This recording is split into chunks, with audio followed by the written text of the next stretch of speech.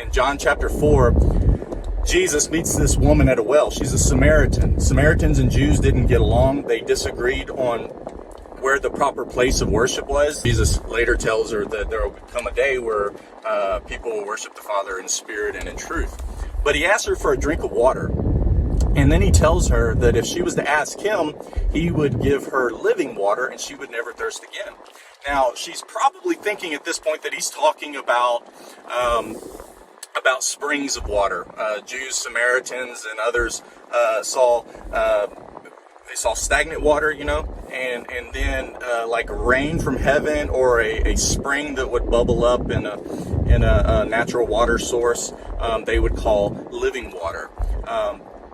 But Jesus is talking about something so much more. If you go back to the beginning of the creation story in Genesis chapter 2, we see this Garden of Eden and so much life and vegetation that is in the Garden of Eden. It says that there's a river, actually 4 rivers that flow from that garden, and they water the ground.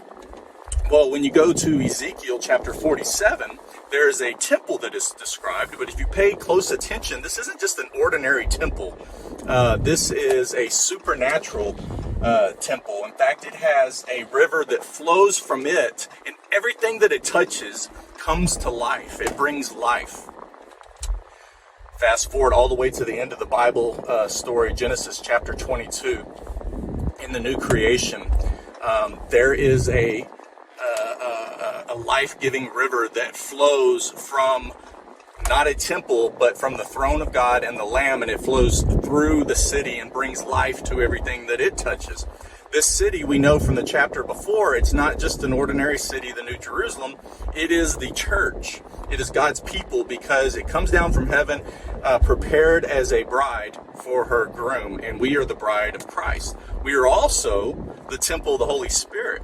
So Jesus in John chapter 7, he tells the people that if they believe in him, from them will flow streams of living water. Think about that temple in Ezekiel. Think of the Garden of Eden. Think of the river that flows through the city, the church. Anybody who believes upon him, they will be given the gift of the Holy Spirit, and out of them will flow streams of living water. And so that's what Jesus is offering her, and that's what he offers all of us, is the Holy Spirit, which will give us life, streams of living water that will flow from us forever and ever.